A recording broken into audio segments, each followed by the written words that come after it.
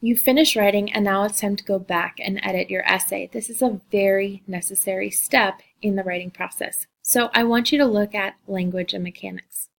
Let's start with MLA format. MLA is the setup of your paper and the citation. Make sure that you have the correct heading, header, margins, font, etc. If you need help, Google what MLA format means. Make sure that both spelling and punctuation are completely flawless. Mature transitions should be used now that you're in high school.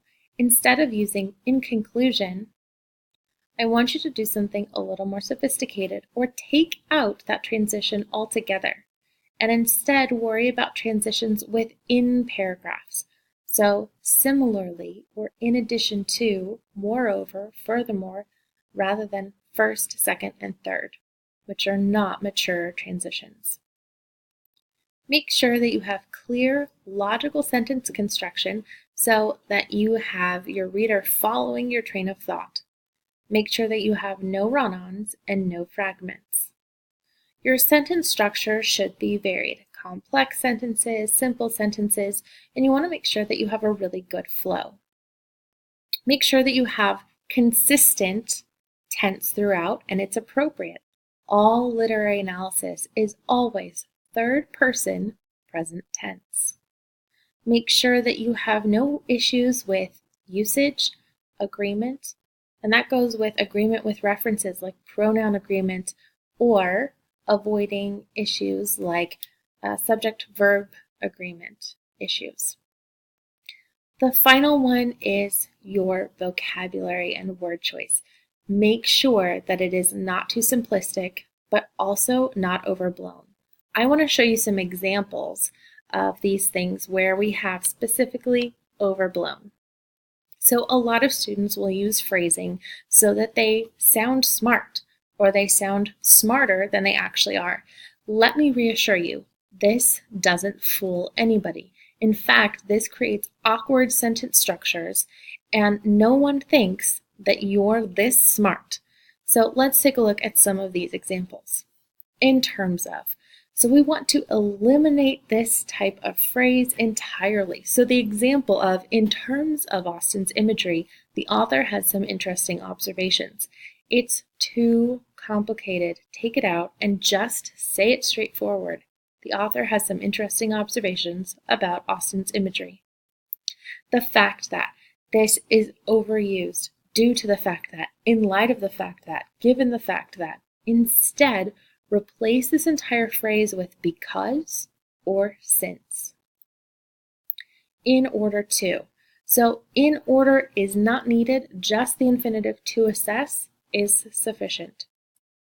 Needless to say, you're literally telling me I don't need to be saying that, warning, warning, this is all filler, what's coming up next. If you need to say what you're about to say, just say it. Don't say, I don't really need to be telling you, because otherwise, why am I reading it? All of the. So a little known grammatical fact that the only time all of is used is when it's followed by the pronoun, something like all of us. Otherwise, we just say all the. So the example, I finished all of the cookies, should be changed to, I finished all the cookies. At the end of the day, this is an idiom. Please do not use these in formal writing. Instead, change it to something like ultimately. Similar to this, although not an idiom, would be something like the transition all in all. Please don't.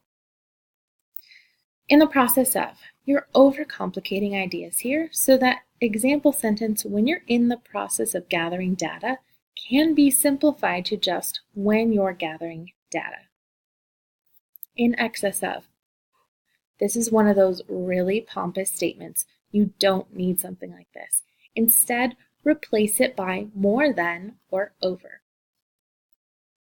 It is important to note that this is actually pretty condescending, and you need to note this, which is why you're saying it, so you don't need to point out the fact that I'm saying it, see that I'm saying it, just say it.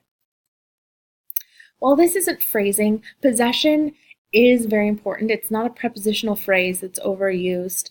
But we have to be careful that we're not overcomplicating our language, that we're not making awkward possessions.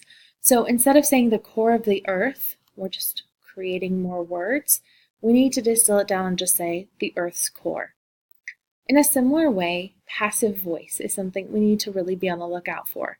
It creates a really awkward phrase, and we need to make sure that we're, as much as possible, using active voice in our essays. It really gives that 1-2 punch. So the example, it was decided by the authorities that a curfew should be imposed. It's too hard to follow that train of thought, and it doesn't have any punch to it whatsoever. Instead, the straightforward and active voice, the authorities decided to impose a curfew, is far more effective. Go look over your writing. Did you make any of these mistakes? Fix it now.